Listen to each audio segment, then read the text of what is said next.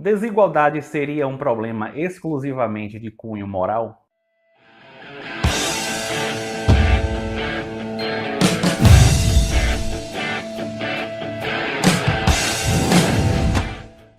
Então aqui vai a segunda parte do tema desigualdade que eu disse, né? Prometi que ia ter.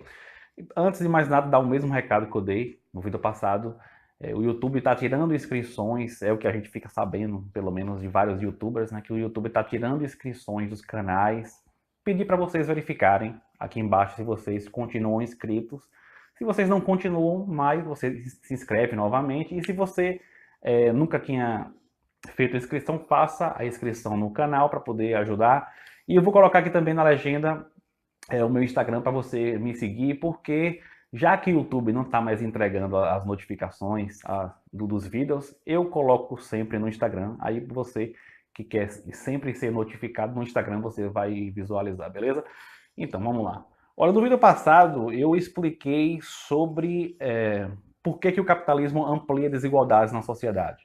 Expliquei tintim por tintim através de 4 pontos, mas em nenhum momento eu satanizei o capitalismo, eu disse que a gente deveria mudar para o comunismo, mas o que o pessoal tem dificuldade de interpretação, né? Recebi vários comentários, tanto aqui nos comentários do próprio vídeo ou no Facebook, onde eu divulgo os vídeos, o pessoal interpretando como se eu estivesse falando mal do capitalismo no sentido de que precisamos sair do capitalismo ou ir para uma outra alternativa. Não, em nenhum momento eu falei isso. Eu defendo o capitalismo. Já falei isso várias vezes aqui no canal, vou repetir. Eu defendo um modo de produção capitalista.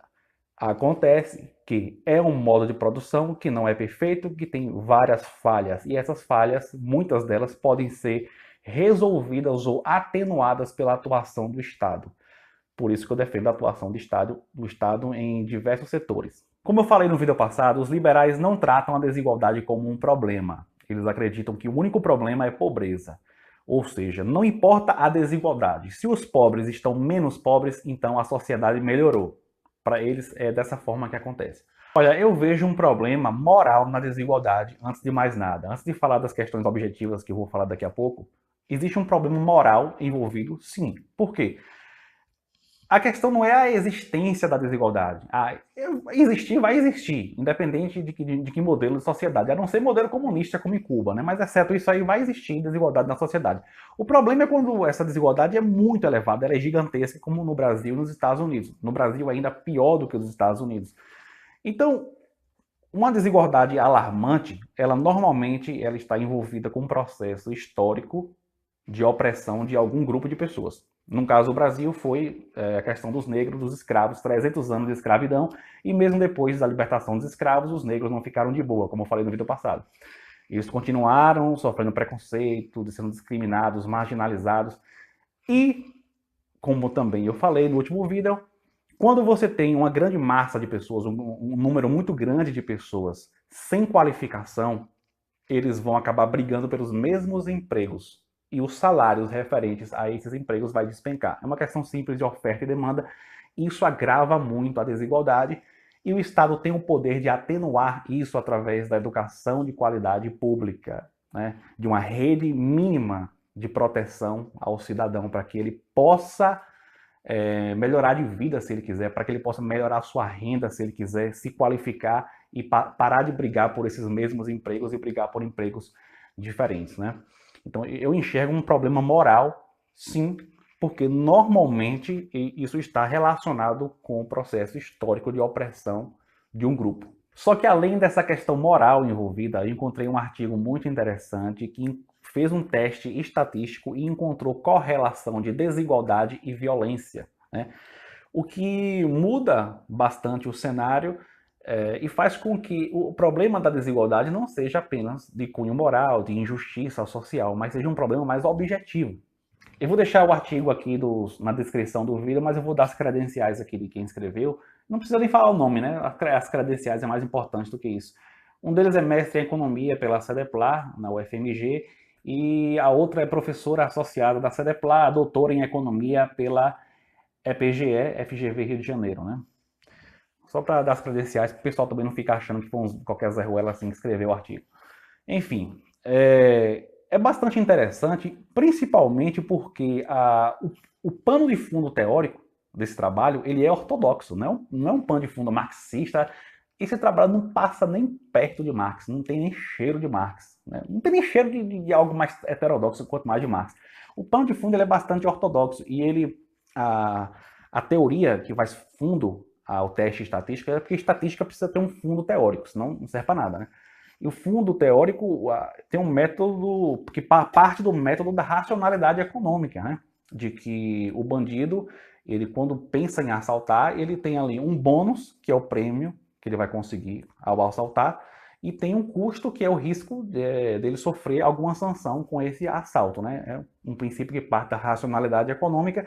Um dos teóricos que esse trabalho se baseou, ele desenvolve mais essa questão da racionalidade aplicada na questão dos delitos.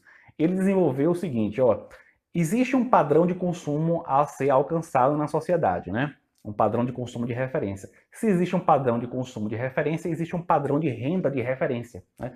E quanto maior a desigualdade social, maior a diferença entre o padrão de renda de referência e a renda efetiva daqueles mais pobres, né? Isso, a diferença aumenta. Então você muda a relação de prêmio e risco, né?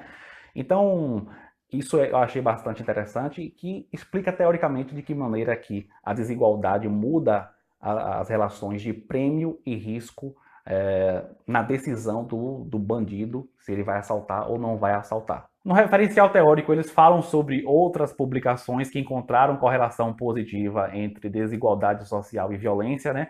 Mas, enfim, a maior parte do trabalho é a estatística, o desenvolvimento da econometria, onde ele faz um teste estatístico com diversas variáveis e chega à conclusão de que, para crimes contra o patrimônio, existe forte correlação entre desigualdade de renda e o número desses crimes praticados, né? O que é bastante interessante porque muda um pouco essa ideia de que desigualdade é apenas uma questão de justiça, de moral, né? A minha visão sobre justiça social não é uma questão mais objetiva. Olha, se você quer resolver o problema da violência, principalmente relacionada a crimes contra o patrimônio, você precisa reduzir a desigualdade social.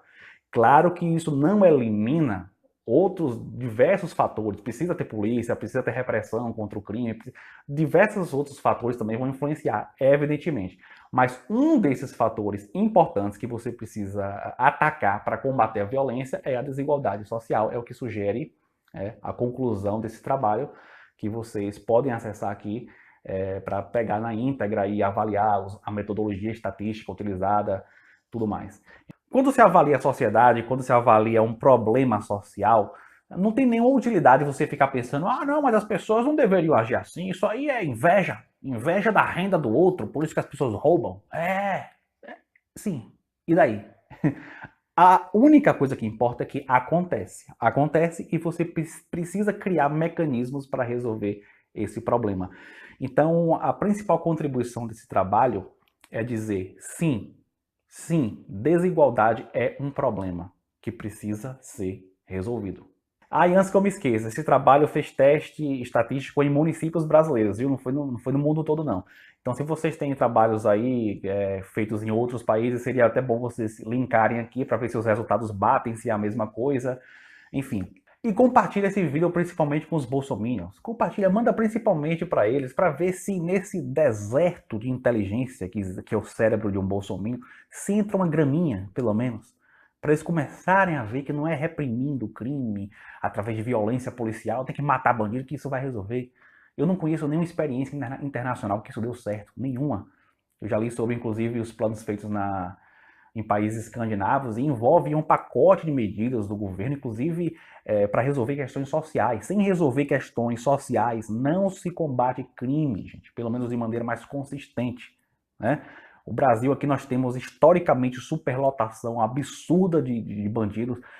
Teve outro vídeo que eu mostrei que no governo do PT a quantidade de detentos proporcional, né, quantidade proporcional de detentos elevou substancialmente no governo do PT e a violência resolveu? Não, não resolveu. Então, manda esse vídeo para eles. Existe uma esperança, talvez, né, uma parte deles, 1%, mude de opinião, enfim. Se você gostou, dê joinha. Valeu.